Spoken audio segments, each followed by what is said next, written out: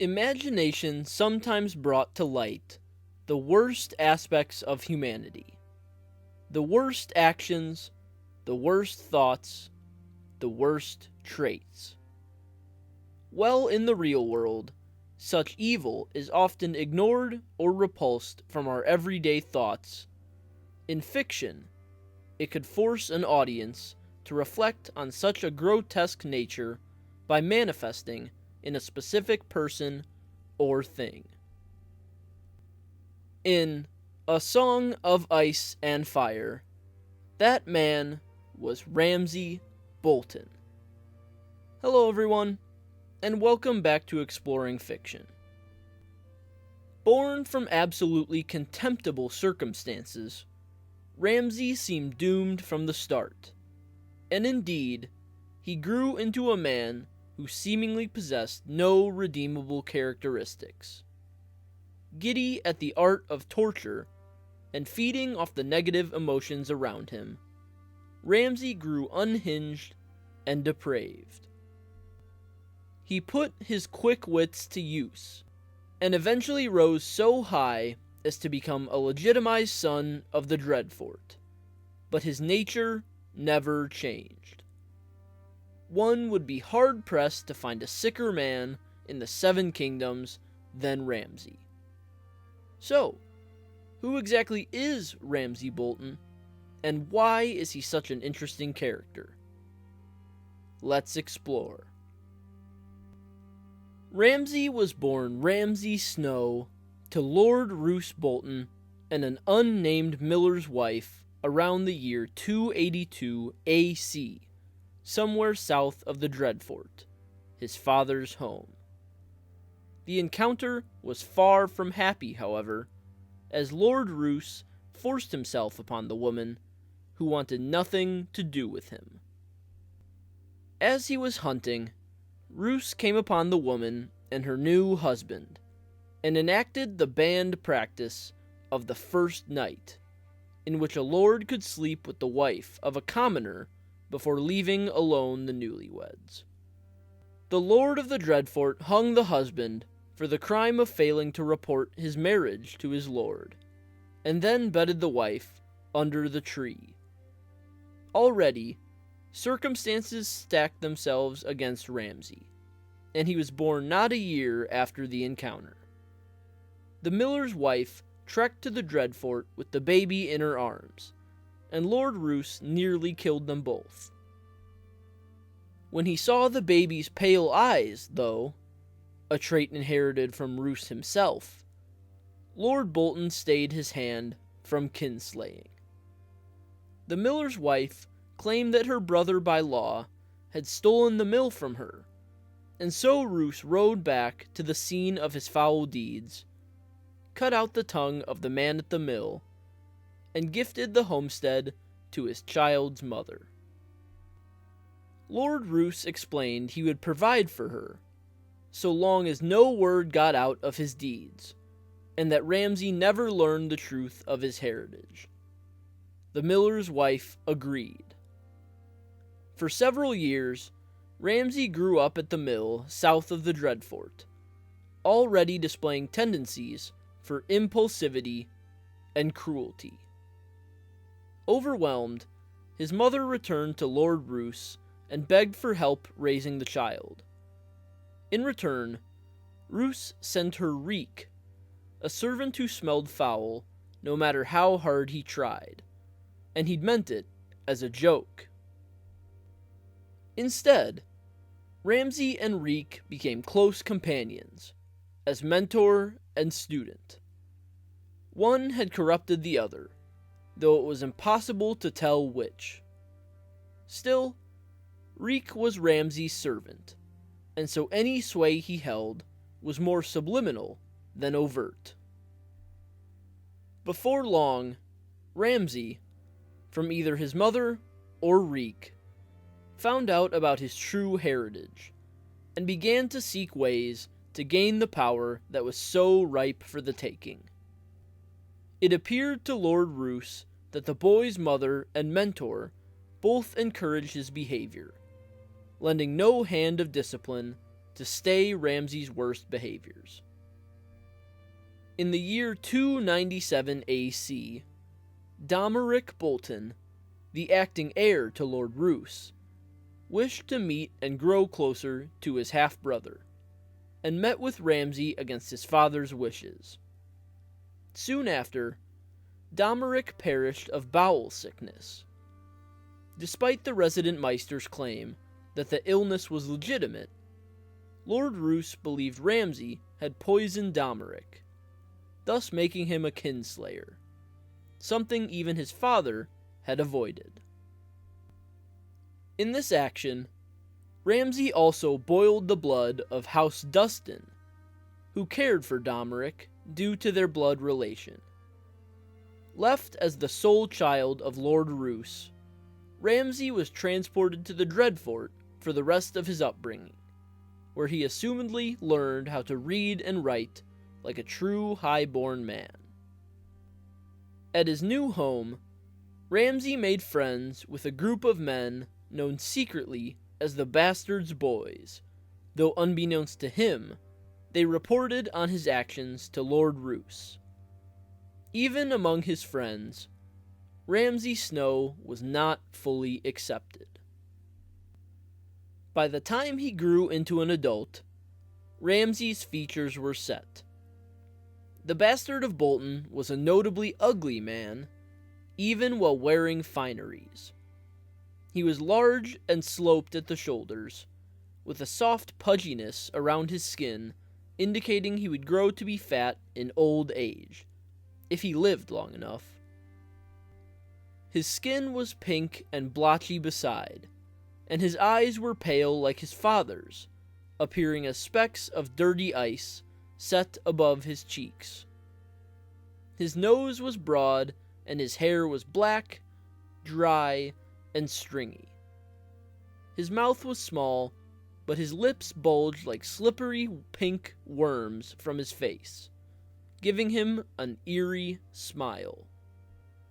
At times, Ramsay wore a garnet shaped like a drop of blood from his right ear, and he also covered himself in a velvet doublet with the colors pink, black, and red of his father's house, as well as a cloak of sable and calfskin boots. In battle, he donned a red helm with his armor and a pink cloak upon his back, which gave his upper body the appearance of a skinless, screaming man on the field.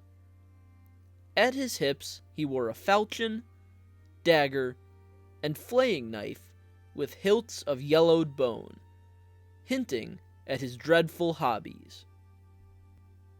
His ways were savage and sadistic, and though he was never taught properly at arms, Ramsay fought and cut with madness. His brain worked cruelly in every way, and he sat at the Dreadfort, awaiting his time in his father's seat. While he does not appear in A Game of Thrones, Ramsay is first revealed in the current narrative in A Clash of Kings. His father, Lord Roose Bolton, has ridden south as a bannerman of Robb Stark in the War of the Five Kings, but Ramsay, meanwhile, stays behind at the Dreadfort, amassing any men who have not followed his father. The overseer of the neighboring lands, Lady Danella Hornwood, asks his intentions, but Ramsay denies her information, stating that he refuses to answer a woman who questions him so. Soon, the people of the North attend Winterfell's harvest feast, but Ramsay is absent among them. He remains at the Dreadfort, and as Lady Danella returns to her lands, Ramsay abducts her and forces her into marriage with him. At sword point, Lady Danella names Ramsay her heir. Lord Wyman Manderly, affronted by this transgression toward his cousin, rides with his forces and occupies the Hornwood lands, leading to a northern domestic dispute. To quell the fighting, Sir Roderick Castle rides from Winterfell with the men Robb left behind to resolve the situation, leaving the greatest fortress in the north quite exposed. Meanwhile, Ramsay and his men terrorize the lands of his new wife, committing despicable acts seemingly because they can. One day, while he is out riding and ravaging poor women with his servant Reek, Ramsay spots Sir Roderick's forces approaching them. He thinks quickly and commands Reek to switch clothing with himself. Smearing himself in filth to appear like his servant, Ramsay watches as Reek dons Bolton garb and rides away. He doesn't get far, and is soon killed by Sir Roderick's men. Ramsay, however, still disguised as Reek, is taken reluctantly as a hostage by his captors, as they need a witness of Ramsay's deeds. So, Sir Roderick hauls Ramsay back to Winterfell and throws him in the dungeons, though poor Lady Hornwood is dead before he can reach her, having starved to death. Down in the Riverlands, Lord Roose Bolton laments the actions of his supposedly deceased son, claiming to King Robb that he will atone for the sins of his bastard by taking Harrenhal for the north. Back in the north, Theon Greyjoy has begun to harry the coast with other Ironborn, now back under the service of his father, Lord, or King, Balon. Theon quickly grows bored of his post and believes he's meant for more, and thus devises a plan to impress his father and gain favor among his kin. He sends Dagmar Cleftjaw with a small force to capture Torrhen's Square, which draws out Sir Roderick Castle and his men from Winterfell, exactly as Theon surmised.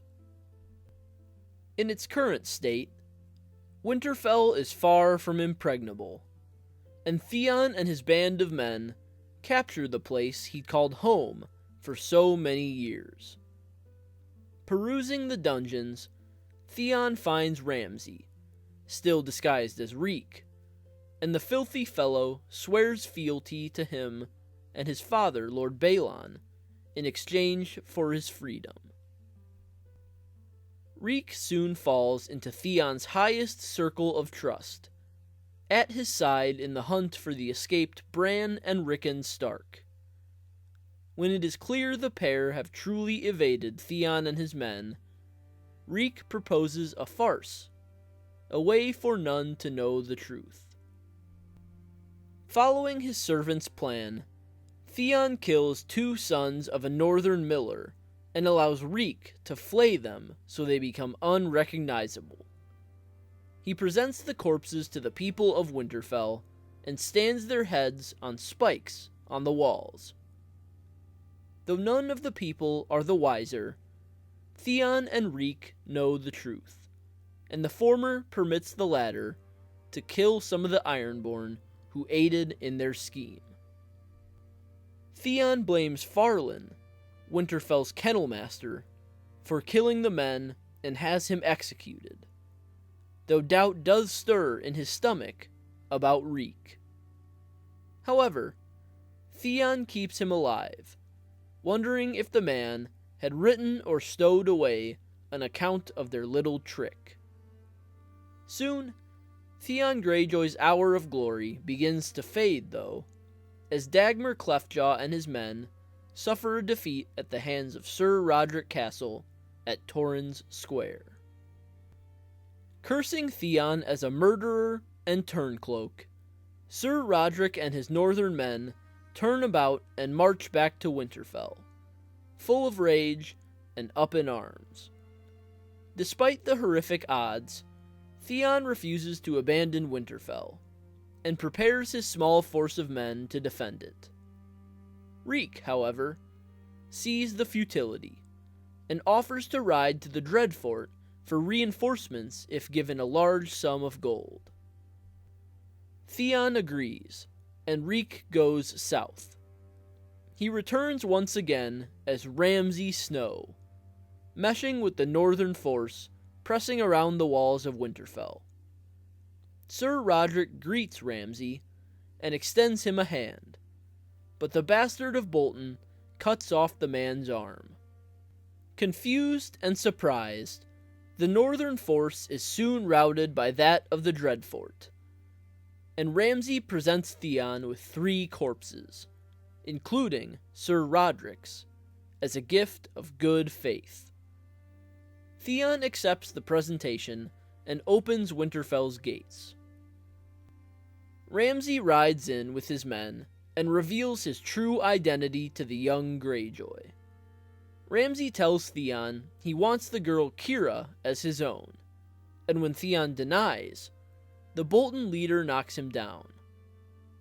Taking control of the situation, Ramsay tells his men only to save Big Walder and Little Walder Frey, and to raise the rest.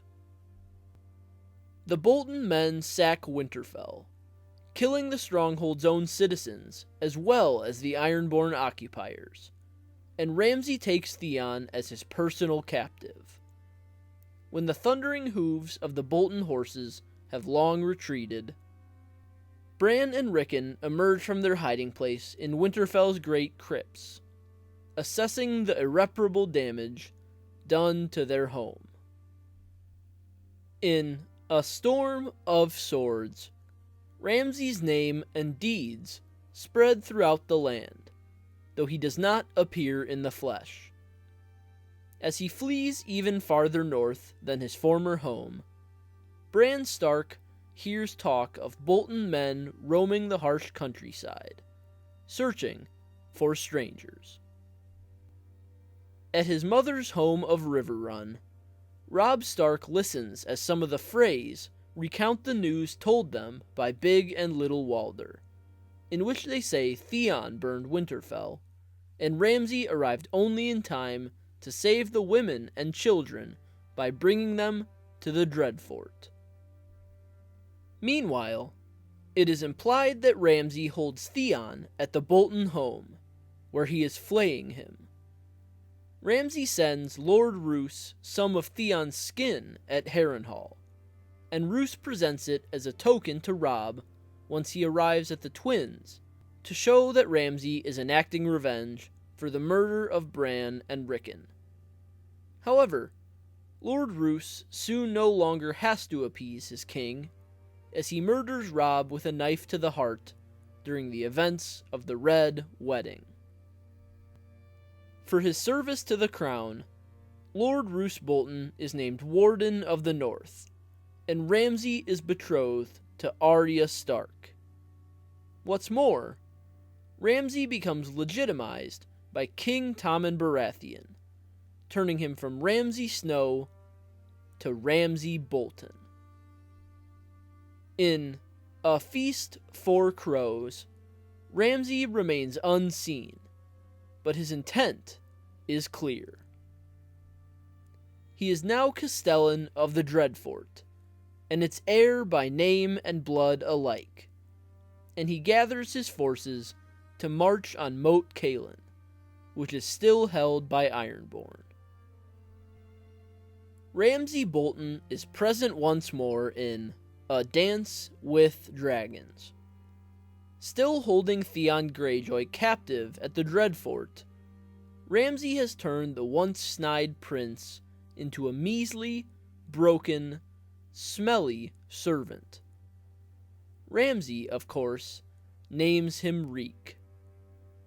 In order to bend Theon to his will, Ramsay spent much time torturing the young Greyjoy, removing fingers, toes, teeth, skin, and maybe more. Ramsay forbids his new Reek from bathing, and he does all this because he can. He also makes Big Walder and Little Walder his official squires, and in Reek's feeble mind, he can see the latter acting more and more like Ramsay with each passing day.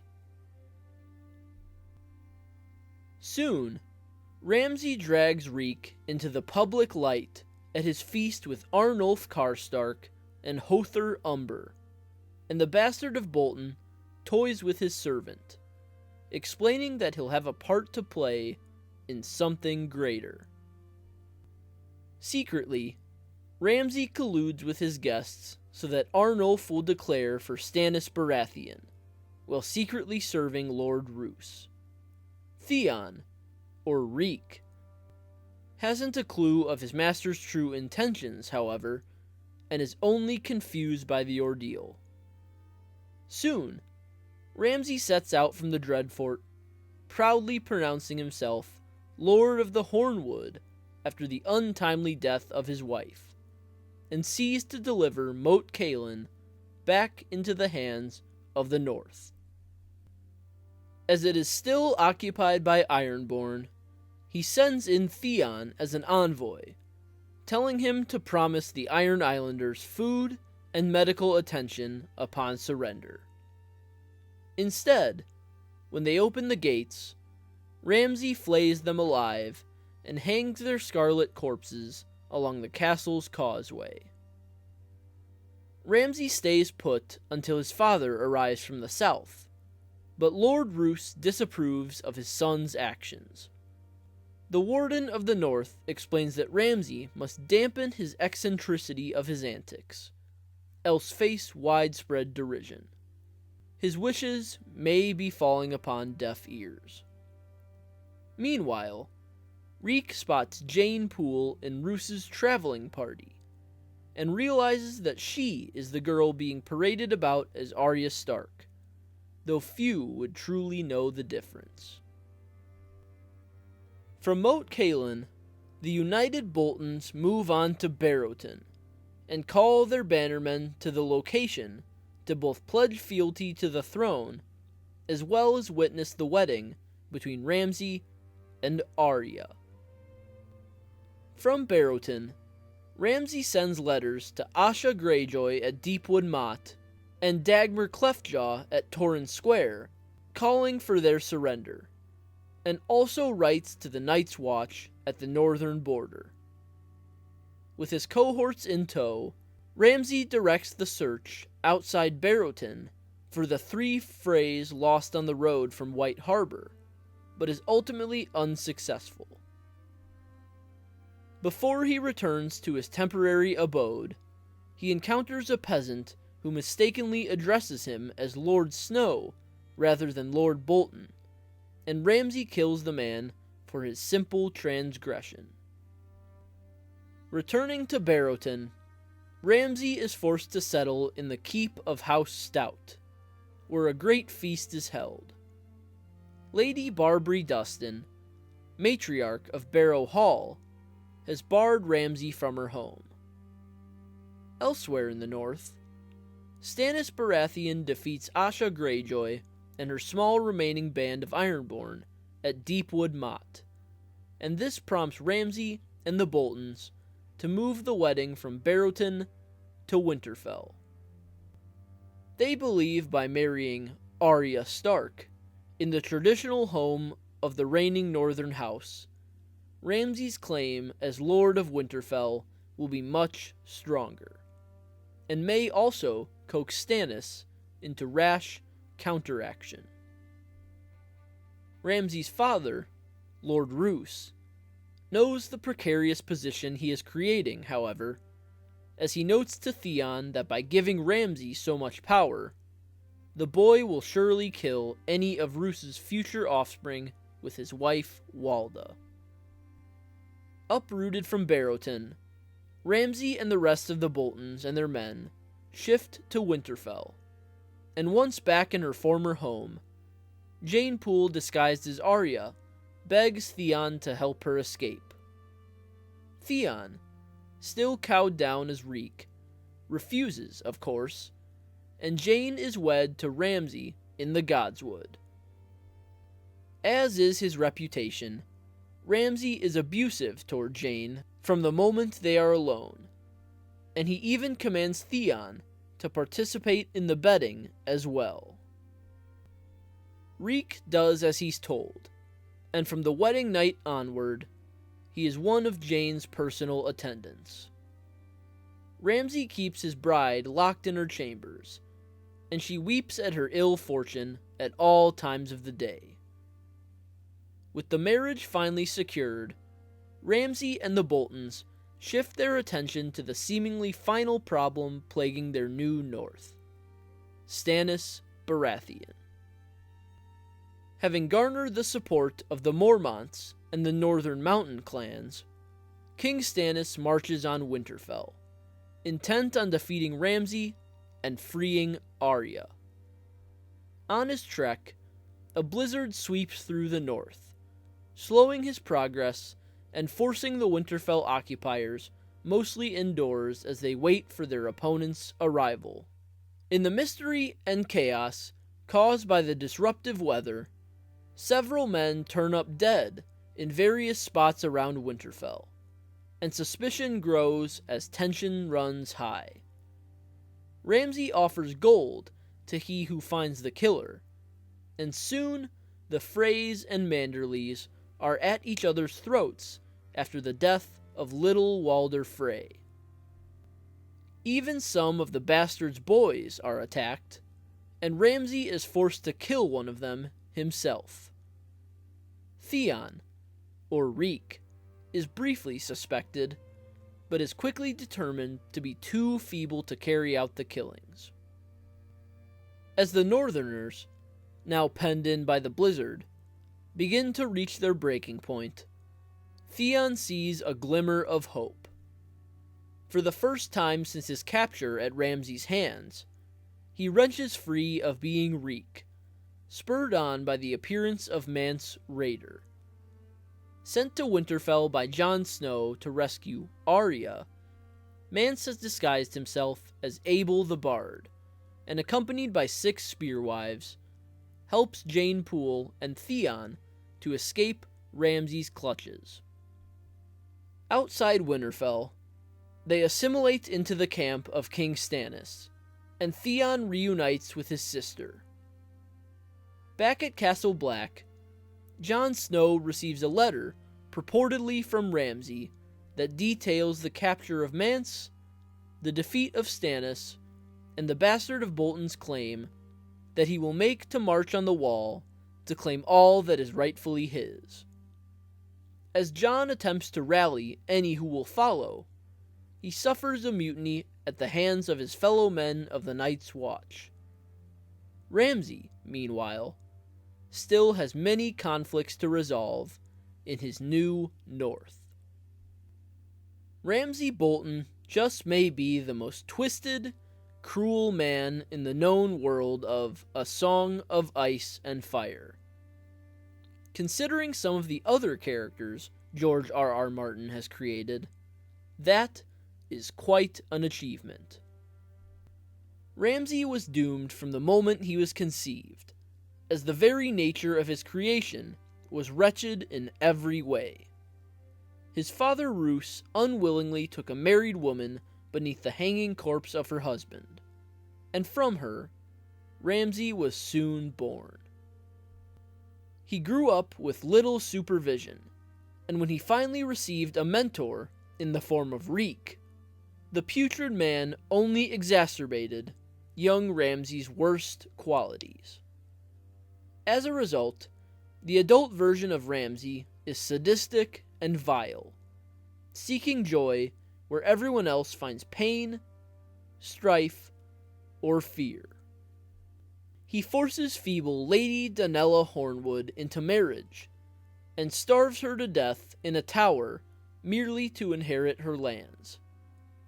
When he is freed from the Winterfell prisons by Theon Greyjoy, he allies with the foolish prince to gain his trust, and rides off to the Dreadfort to bring back supposed help.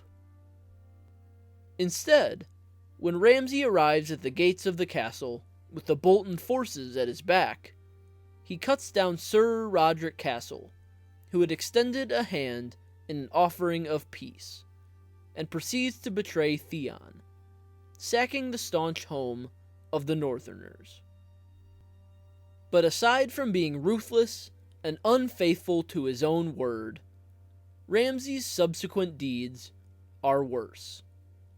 Back at the Dreadfort, he sends innocent girls out into the woods if they do not please him, and chases after them with his dogs in a sort of human hunt. And when he isn't busy in his twisted form of sport, he partakes in his other hobby, torturing his prisoner Theon. Ramsay strays from other hardened nobles, though. He tortures his captive not for information, but for fun. Taking fingers, toes, teeth, skin, and maybe more, Ramsay wrenches and sunders Theon's very being. The young Greyjoy breaks, and along with the pain, it is surely because he sees no end in sight. While prisoners of war can see how to end their suffering by revealing information their enemies wish to know, Theon possesses nothing to quell Ramsay's thirst for blood. And so, left only with his primal will to survive, Theon assumes the identity of Reek, just as Ramsay bids him to do, and serves faithfully not only in his actions, but in his very thoughts as well. Having now created his own servant, as well as receiving legitimization from the crown directly, Ramsay needs a wife. He finds one in the form of Jane Poole, who is forced to act as Arya Stark in a thinly veiled farce to strengthen Bolton control of the North. As he acts in every other aspect of life, so Ramsay acts in the covenant of marriage. He abuses Jane, believing her an object to be played with and locked away when he wishes. Even in such a sacred bond, the bastard of Bolton displays no compassion of any kind, and only cares to satisfy his own thirsts. He lives only for the short term, with little thought for lasting consequences. His reputation precedes him, especially in the North, and though he and his father currently control the land by fear and deception, Ramsay's temperament is ripe for the making of enemies. Though Ramsay's upbringing was one worth lamenting, it is certainly no excuse for the type of man he has become. Torture, abuse, and the death of the innocent bring him joy, and he ruins the lives of any he touches who do not cower before him in crazed fear. Formerly Ramsay Snow, the bastard of Bolton, Ramsay Bolton existed as proof that wholly vile men could unfortunately succeed in the Seven Kingdoms. Born by wretchedness, raised by filth, and led by ruthlessness, Ramsay Bolton fell to the wayside of goodness, instead fully embracing the worst aspects of human nature. He reveled in torture, not carried out for strategic purposes, but for sport. He married not for love or even duty, but for the material benefits such unions brought, and cast aside his brides until he had use of them. The flayed man of the Dreadfort greatly exemplified Ramsay's wickedness incarnate, and certainly aided in illustrating Ramsay Bolton as the most sadistic man in Westeros. So, that's all for this video. Leave a comment with your thoughts. I'd love to hear them. Leave a like if you enjoyed, and subscribe if you're new here. I'd love to have you. Visit my website, russellawellsauthor.com, for exclusive fiction and more, and sign up for my mailing list for free exclusive content. The links for both are in the description below. So, like always, I will see you next time.